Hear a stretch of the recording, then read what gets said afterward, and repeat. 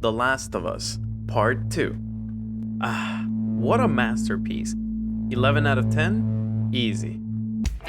Hope you all enjoyed this review. If you did, please leave a comment, drop a like. Hold up. I bet you're thinking, this review is too short. Prior to playing the game, I thought this would be the review. It's the sequel to The Last of Us. What more could I have to say? Huh, little did I know. Well, now that I have played the game, I can tell you it needs a more complete review. Therefore, let's run it back. And get ready to say, literally unplayable.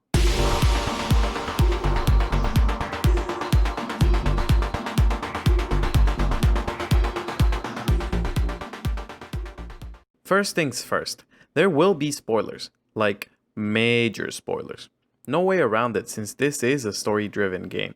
However, if you'd like to completely avoid all spoilers, skip to the timestamp shown on screen. Don't worry, there's plenty to discuss other than the plot and story. Alright, let's get started. Spoilers incoming. The Last of Us Part 2 has a very powerful and engaging story with a fantastically written plot. The basic premise of the game is that Ellie, our main character, sets out on a quest hell-bent on revenge.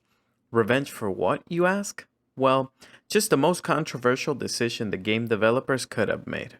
Here, let me show you with the assistance from my first playthrough self. Oh, fuck! Oh, fuck! La tuya! No!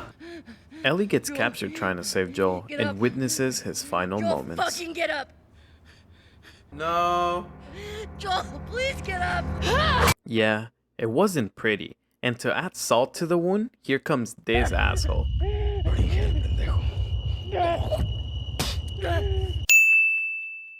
This event pushes Ellie to set out on her quest for some sweet payback, and for the most part, that is the beautiful story we follow. Now, you might be thinking, this isn't okay, Joel was done dirty, he deserves better. And to that I say, he wasn't done dirty, and in the world they live in, happy endings are not a thing. Had Joel's death been the last we saw of him in the game, sure, I would agree he was done dirty. However, that is not the case. We get some amazing and touching flashbacks where we see more of the relationship between Ellie and him. Happy birthday, kiddo. What is this? Some are all happiness, but others are more serious. What happened here?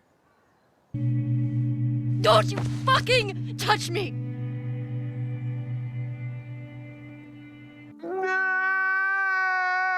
Without a doubt, a whole roller coaster of emotions.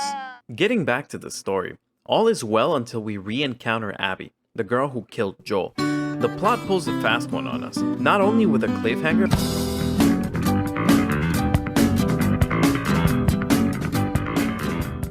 but also a time rewind, making us replay the last 3 days, but from Abby's perspective. Yeah, it's rewind time. There are a couple of issues with this. One, the pacing of the game is thrown completely out of whack. All sense of urgency is lost as Abby's section drags on for quite a while. Two, most of what happens to Abby has no effect on the main story. The people she interacts with get killed, except for Lev, and almost all of the events she's involved in are isolated from Ellie's story. 3. The purpose of playing as Abby is to make the player feel some empathy for her. However, Abby's introduction to the game is her killing Joel. No amount of character development would make the player forgive Abby for what she did. Long story short, these 3 days as Abby are mostly a waste of time, since they accomplish very little. They give you insight into Abby, and that's about it. However, 2 good things do come out of this whole segment. 1, remember this guy? He gets what he deserves. Screw it. Get what you fucking deserve! 2. The plot does a very interesting job of juxtaposing Ellie and Abby and the circumstances they find themselves in. They both seek revenge but are so different in how they exhibit and handle the repercussions of their acts. This brings me to another issue with Abby's character. The game expects the player to buy into Abby suddenly developing a conscience, sparing Dina, and refusing to fight Ellie.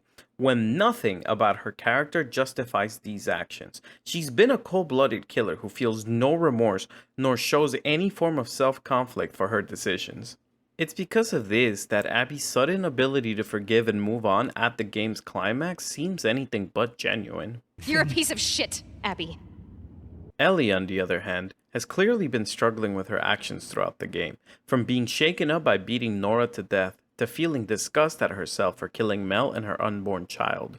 We even see her PTSD get the better of her, even though she's attempting to live a peaceful life. All of this, and Ellie's actions in the final fight against Abby, make her ultimate decision to forgive and move on feel actually legitimate.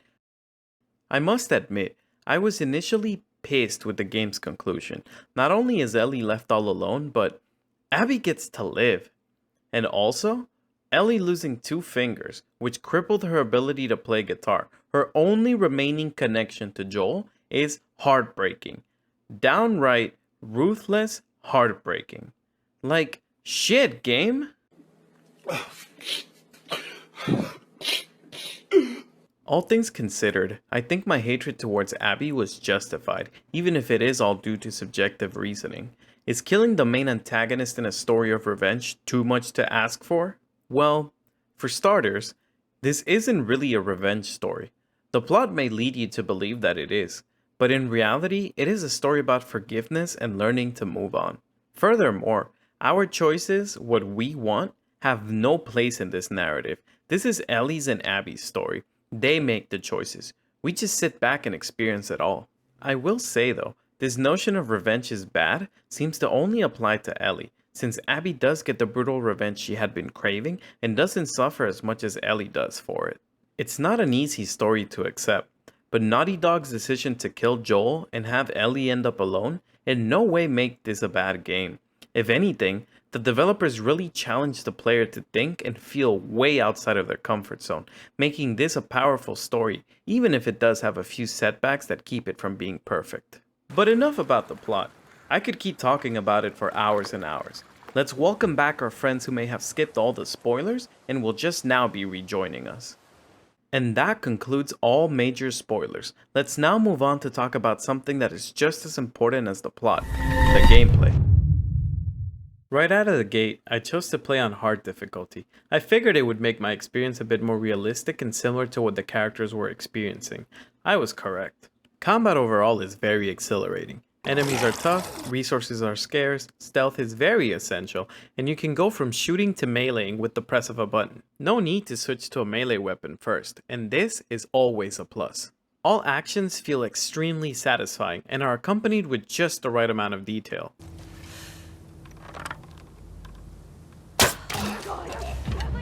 Here's a terrifying example of the game making use of those details to really immerse the player in the moment.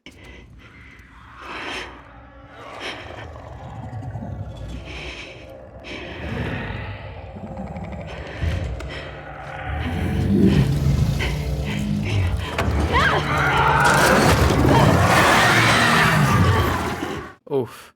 Like, you're just minding your own business, looking for supplies, and out of nowhere, this thing shows up like... Hello there. Besides combat, there's plenty of upgrading and exploration to do. Training manuals need to be tracked down in order to learn new abilities, and pills need to be consumed in order to upgrade said abilities. And speaking of upgrading, mechanical parts need to be collected in order to improve weapons, and the cool thing, once again, is the level of detail put into this mechanic. The upgrading isn't just left to the player's imagination, it is actually shown on screen and it is very thoughtful. Simply put, the gameplay for this sequel is phenomenal. However, that is mainly due to it being basically the same one from the first game. 7 years after the original game, and all that was really added were the abilities to dodge and go prone, and some fancy details that are to be expected with the advancement in technology. Oh, and these annoying dogs that will track you down until either they get you, or you get them. Sadly, not much in terms of innovation. But hey, I get it. If the mechanics are outstanding, why modify them at all? No need to reinvent the wheel. On a different note, this game does something very interesting. The Last of Us Part 2 tackles an issue that almost all video games have, known as ludonarrative dissonance. What is that complicated thing I just said? Ludonarrative dissonance is an issue in video games where the narrative and the gameplay don't really see eye to eye.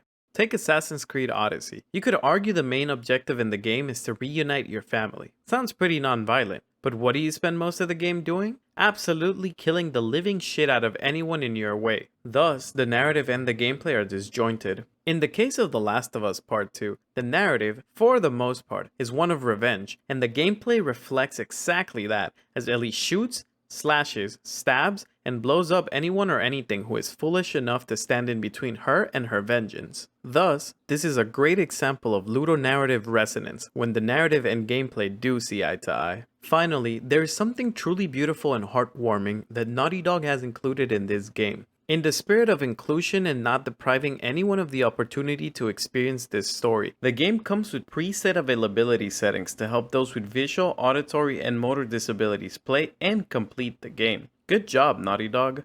All things considered, the game nails the gameplay very well. The only real issue it suffers from is that it gets repetitive very quickly. Every encounter went like this for me. Stealth the enemies, loot a bit, if detected, shoot everyone. I suppose this depends on the player's playstyle, but since the game's combat and mechanics don't evolve much throughout the game, there isn't a lot of variability to begin with. Nonetheless, the gameplay is still very enjoyable and does a great job of complementing the story. But what would be of the story and the gameplay if you couldn't see or hear them? In order to really heighten the player's experience and fully immerse them, two things are needed: visuals and audio. Oh god. Let's call it as it is. The Last of Us Part 2 is one of the best looking games, if not the best, on PlayStation 4 right now. The scenery looks absolutely breathtaking. The motion capture is so detailed and everything you see is just beautiful and very realistic. In regards to the motion capture, it is done so well that it is possible to see so much emotion from the characters just by looking at their faces. Just look at Ellie. Also, look at all that changes when Abby, who has fear of heights and suffers from vertigo, looks down when standing high up. The field of view expands and Abby's facial expressions reflect the stress and terror. With how clean and elaborate everything looks, it's almost hard to believe that all of this is running on a console. Not only does it look astounding, it also sounds terrific. The audio is meticulously crafted to deliver the best experience. Everything from gunshots to stabbing or slashing to explosions sounds superb, and not to mention the ambient and background sounds that add that extra layer of immersion. The characters also convey so much emotion through what they say, and particularly how they say it. No! Ellie, no! Stop! I'm not infected. I'm immune. Everything just looks and sounds perfect, and exactly how I imagine some of these actions would be. To take it a step further beyond, there is one other mechanic that the game has added, and it relates to both visuals and audio in particular: playing guitar. This mechanic is pretty interesting, as it has the player strum the guitar by swiping up and down on the controller's touchpad, while selecting chords from a note wheel displayed on screen. The attention to detail here is off the charts. Ellie's hand motions, the string vibrating, the framing of the scene, the music being created, all is flawlessly crafted. Just take a look at this. Take me on.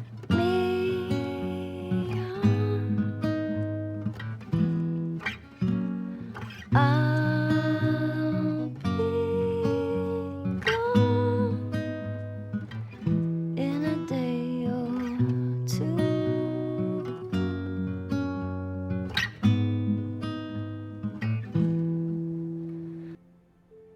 Perfection.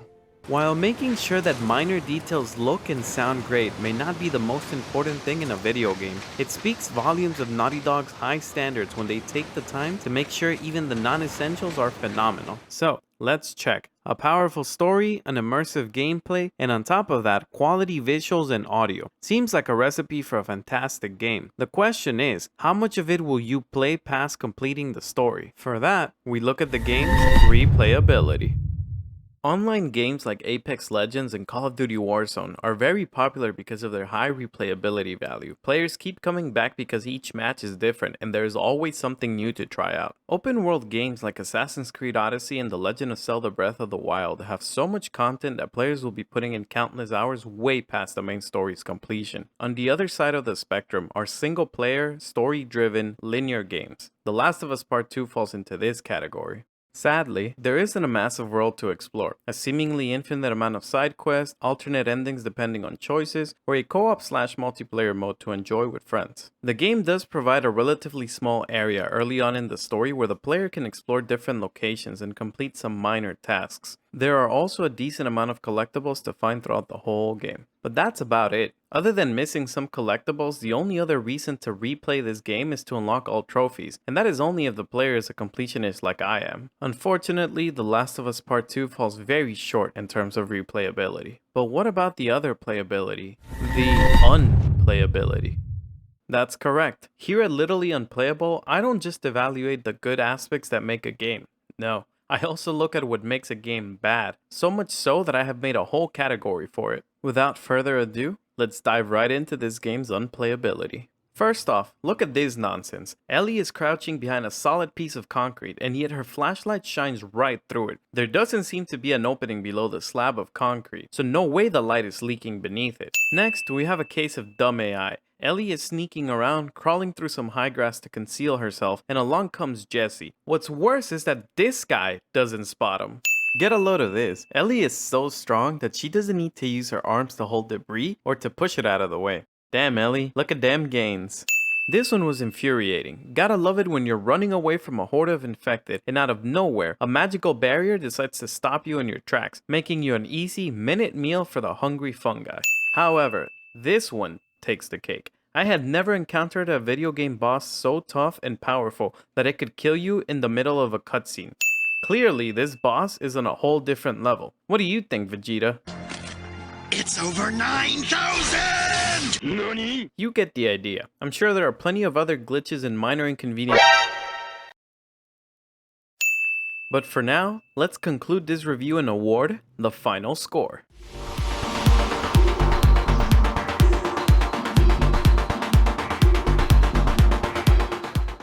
Plot and story are solid, intricate, and engaging. They evoke plenty of strong emotions and really challenge the player to think and feel. The developers made some questionable choices, and as a result, the pacing and sense of urgency take a hit. Thus, I give it a 4 out of 5.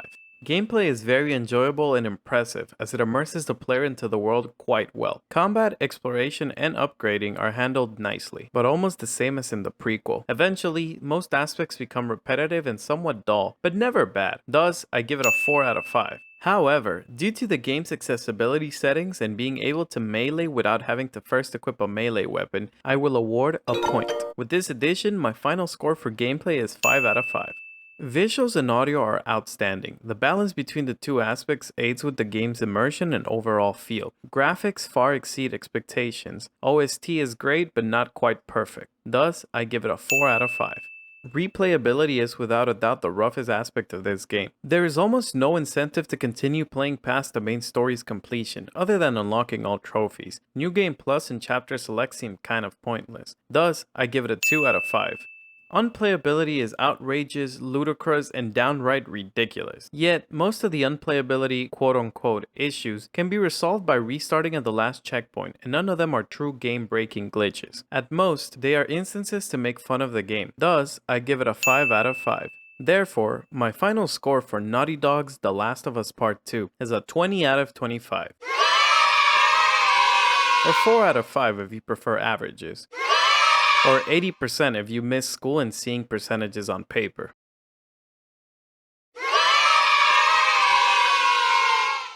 And with this, The Last of Us Part 2 has officially endured my grueling review. Thank you so much for watching. I hope you enjoyed my first review. If you did, please drop a like and consider subscribing to the channel. If you'd like to stay updated on future content, check out the channel's Twitter, Facebook, and Instagram pages. Let me know your thoughts down in the comments section. Also, look forward to my next review, which is already in the works. Until then, stay safe, but remember, no game is ever safe.